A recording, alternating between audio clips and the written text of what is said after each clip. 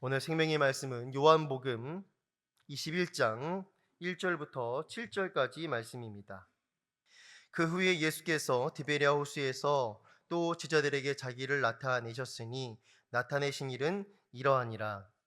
시몬 베드로와 디도모라 하는 도마와 갈릴리 가나 사람 나다나엘과 세베대 아들들과 또 다른 제자들이 둘이 함께 있더니 시몬 베드로가 나는 물고기 잡으러 가노라 하니 그들이 우리도 함께 가겠다 하고 나가서 배에 올랐으나 그날 밤에 아무것도 잡지 못하였더니 날이 새어갈 때에 예수께서 바닷가에 서셨으나 제자들이 예수이신 줄 알지 못하는지라. 예수께서 이르시되 얘들아 너희에게 고기가 있느냐 대답하되 없나이다. 이르시되 그물을 배 오른편에 던지라 그리하면 잡으리라 하시니 이에 던졌더니 물고기가 많아 그물을 들 수 없더라. 함께 읽겠습니다. 예수께서 사랑하시는 그 제자가 베드로에게 이르되 주님이시라 하니 시몬 베드로가 벗고 있다가 주님이라 하는 말을 듣고 겉옷을 두른 후에 바다로 뛰어내리더라. 아멘. 오늘 본문 말씀을 보면 베드로를 비롯한 예수님의 제자들이 그들의 전 직업이었던 고기잡이의 자리로 돌아가 있음을 오늘 볼 수가 있습니다.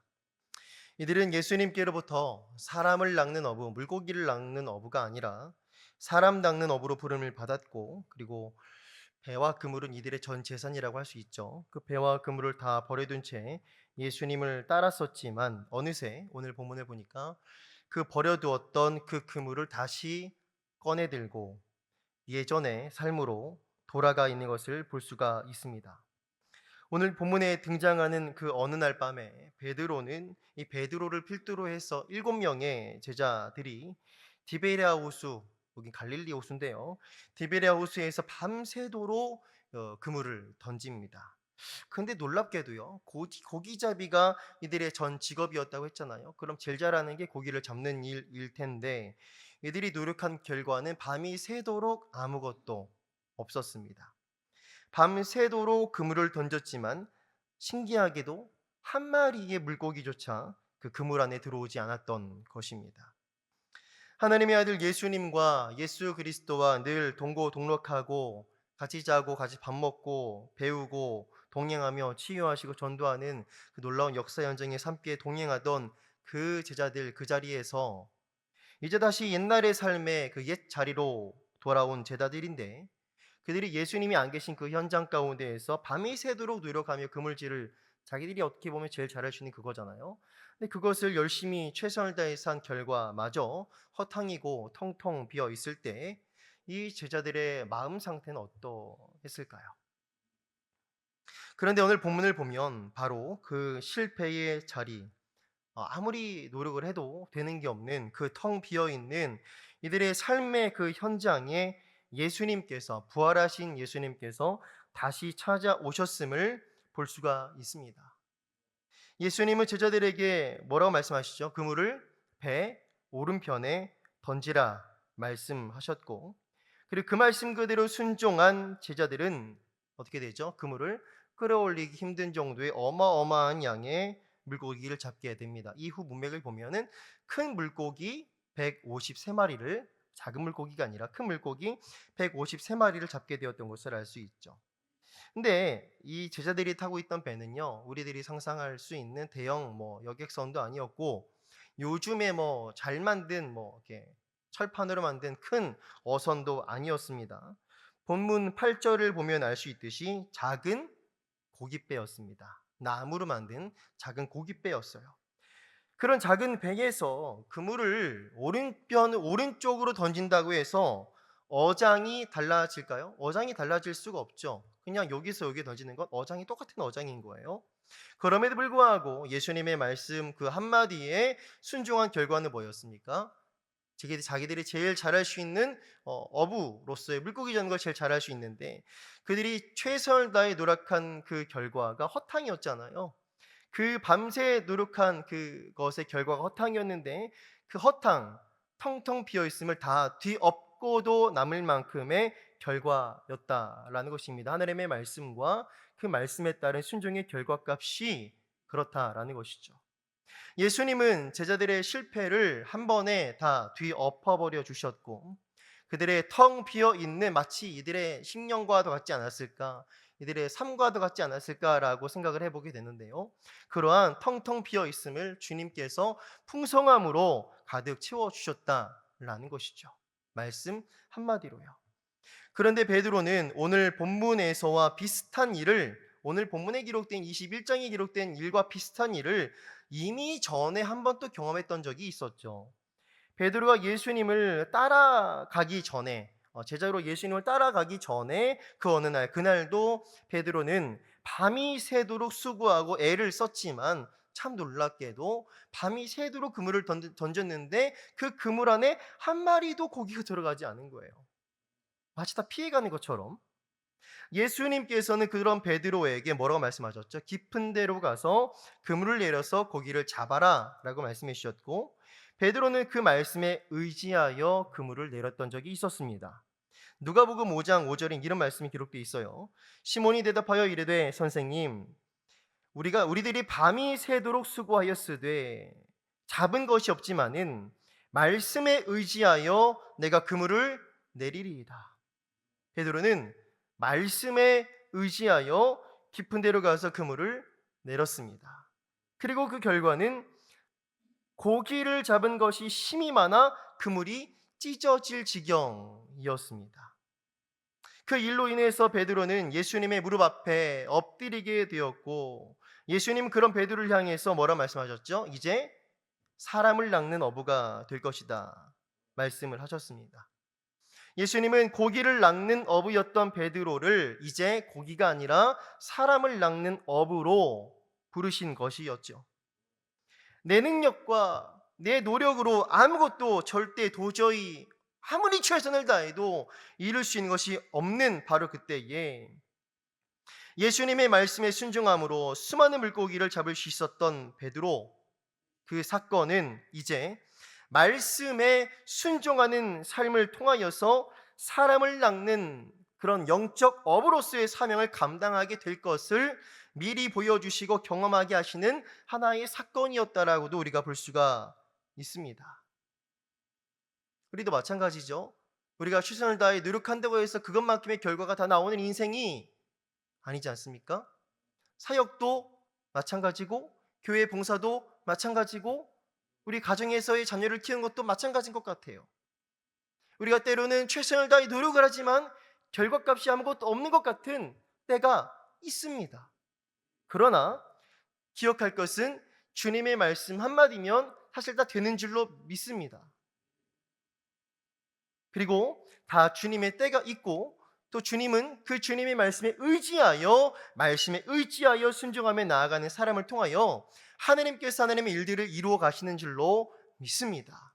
그러므로 사실 오늘 이제 유치부가 이제 헌신 예배를 준비하는 가운데 새벽에 나와서 하나님 앞에 예배드리며 특송 드리고 계시지만 우리 모든 교육부서 사역, 저도 사실 20살 때부터 가장 했던 처음 사역이 다음 세대 사역이었거든요. 20년 정도를 이제 교육부서에서 섬겼는데 사실 노력한다고 해서 그만큼 항상 아웃풋이 나오는 건 아니더라고요. 근데 만약에 그랬다면 제가 교만했을 것 같습니다.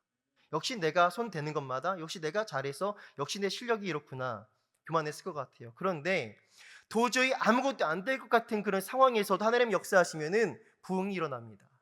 근데 아무리 내가 다 잘 준비한 것 같은데 이렇게 되는 건데 왜 안 되지? 또 이럴 때가 있어요. 영적인 것인 줄로 믿습니다. 하나님의 일은 하나님께서 이루시는 줄로 믿습니다. 절대로 우리의 능력과 내 노력에 그거에 따라 나오는 것이 아니라 하나님께 손을 대 주셔야만, 하나님 성령의 바람을 불어 주셔야만 부흥 역사가 일어난 줄 믿습니다. 그러므로 사막과 같은 현실이라 할지라도 하나님 역사하시면 그 사막을 놀라운 동산이 되게 하실 줄로 믿습니다. 우리 그것을 믿음의 눈으로 바라보며 믿음의 눈으로 소망하며 오늘도 울며 씨를 뿌리고 있는 중인 거예요. 반드시 울며 씨를 뿌리러 나아가는 하나님 자기의 백성들의 자기 제자의 수고를 외면하지 아니하실 줄로 믿습니다. 우리 오늘도 그 좋으신 하나님을, 하나님의 선하심을 기대하면서 나아갈 수가 있는 것이지요. 자, 다시 본문으로 돌아와서 자, 예전에 그렇게 놀라운 일을 통해서 예수님을 만난 그 기적 같은 일을 통해서 사람 낚는 어부로서의 사명을 부여받았던 베드로가 오늘 본문에 어디에서 뭘 하고 있습니까? 사람 낚는 어부로서의 사명을 감당해야 할 제자가 다시 옛 생활, 물고기 잡는 옛 삶의 자리로 되돌아가 있는 거예요. 주님을 따르기로 결단했을 때 다 버려두었던 그 배와 그물을 다시 꺼내 들었다라는 것이죠.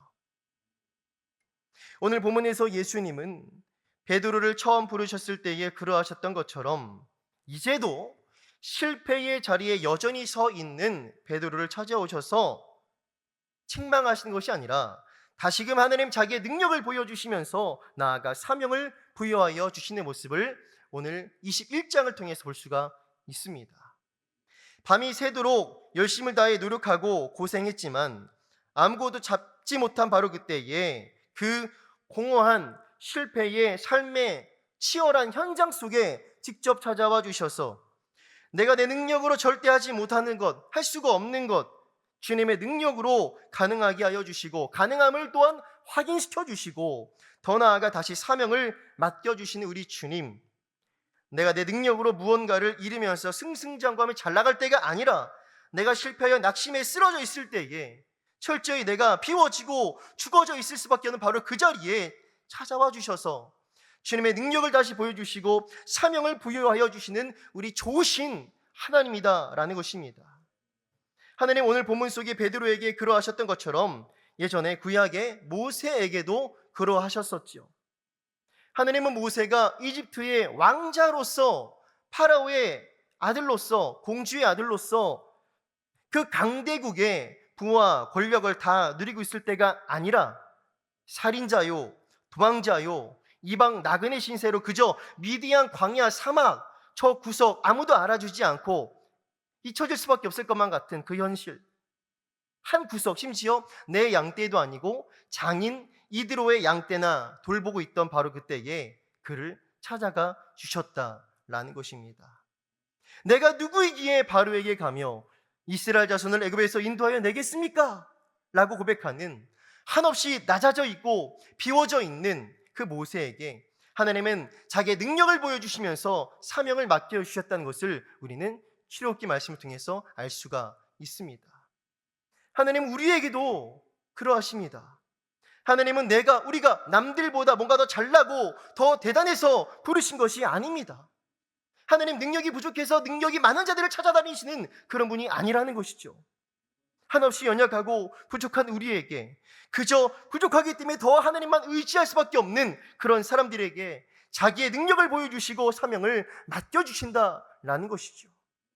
하나님은 참으로 연약한 사람을 즐겨 사용하십니다. 연약한 자에게 능력을 부어주시고 지혜를 부어주셔서 사명을 감당하게 하여 주시는 것입니다. 저도 그렇습니다. 설교 자리에 설 때마다 안 두려울 때가 한 번도 없습니다. 사실 자기가 자기를 더 잘 알잖아요. 내가 설교를 할 깜냥이 아닌데, 내 지혜와 능력으로 감당할 수가 없는 일인데 늘 두렵고 떨리기 때문에 두렵고 떨리는 것과 비례하게 하나님을 그만큼 더 의지할 수밖에 없는 은혜를 허락하여 주신 것 같습니다. 하나님은 전적으로 하나님만을 의지하는 겸손한 사명자들을 통하여서 오늘도 위대한 하나님의 나라를 이루어 가시는 줄로 믿습니다. 그리고 홀로 영광을 받으시는 것이죠.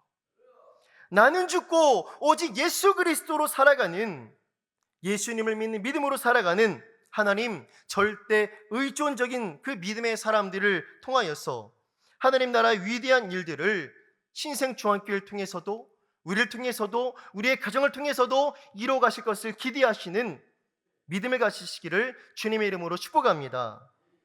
철저하게 비워지고 낮아지고 하나님 절대 의존적인 믿음의 사람들이 되어서 하나님께서 쓰시기에 편안한 우리가 되기를 소원합니다. 마지막으로 고린도전서 1장에 있는 말씀을 읽고 말씀을 마무리하도록 하겠습니다.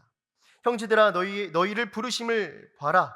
육체를 따라 지혜로운 자가 많지 아니하며 능한 자가 많지 아니하며 문벌 좋은 자가 많지 아니하도다. 집안 좋은 자도 많지 않다는 거예요. 그러나 하나님께서 세상의 미련한 것들을 택하사 지혜 있는 자들을 부끄럽게 하려 하시고 세상의 약한 것들을 택하사 강한 것들을 부끄럽게 하려 하시며 하나님께서 세상의 천한 것들과 멸시받는 것들과 없는 것들을 택하사 있는 것들을 폐하려 하시나니 이는 아무 육체도 하나님 앞에서 자랑하지 못하게 하려 하심이라. 너희는 하나님으로부터 나서 그리스도 예수 안에 있고 우리는 하나님으로부터 나서 그리스도 예수 안에 있는 줄로 믿으시기를 바랍니다. 예수는 하나님으로부터 나와서 우리에게 지혜와 의로움과 거룩함과 구원함이 되셨으니 그렇습니다. 예수님이 나에게 지혜와 의로움과 거룩함과 구원함이 되어주셨다는 것이 하나님의 말씀입니다. 내 지혜, 내 능력, 내 의로움, 내 거룩함이 아니라 아무것도 없습니다. 주님만이 나의 전부입니다라고 고백할 수밖에 없을 정도로 예수님 나의 지혜가 되어주셨고 의로움과 거룩함과 구원함이 되어주셨다는 겁니다. 다 가진 것이죠. 그래서 고린도전서 1장은 이렇게 마무리됩니다. 기록된 바 자랑하는 자는 주 안에서 자랑하라 함과 같게 하려 함이라. 자랑하는 자는 주 안에서 자랑하라 함과 같게 하려 함이라. 자랑하는 자는 주 안에서 자랑하라. 이 버전을 다른 번역본에는 주님을 자랑하라 라는 거예요. 주님 안에서 있으면 누구밖에 자랑할 게 없어요. 주님밖에 없죠. 우리 연약함과 지혜 없음과 때로는 아무리 노력해도 거두는 것이 아무것도 없는 것 같은 그런 치열한 우리의 현실 앞에서 좌절하지 아니하시고 믿음의 눈을 들어서 우리를 사랑하시는 그 예수님을 더 바라보시기를 축복합니다. 예수님 실패의 자리에 있는 베드로에게 와서 어떻게 하셨죠? 친히 물고기를 구워주시고 떡도 구워주시고 성경 자세히 보시면 서빙까지 해주세요. 그 좋으신 주님과 오늘도 동행하시며 유치부를 비롯해서 모든 교육부서와 모든 구역이 예수님 바라보며 기도하며 말씀 붙들고 순종하며 나아갈 때에 큰 놀라운 하나님의 영광을 보게 될 것을 예수님의 이름으로 축복합니다. 아멘. 기도하겠습니다.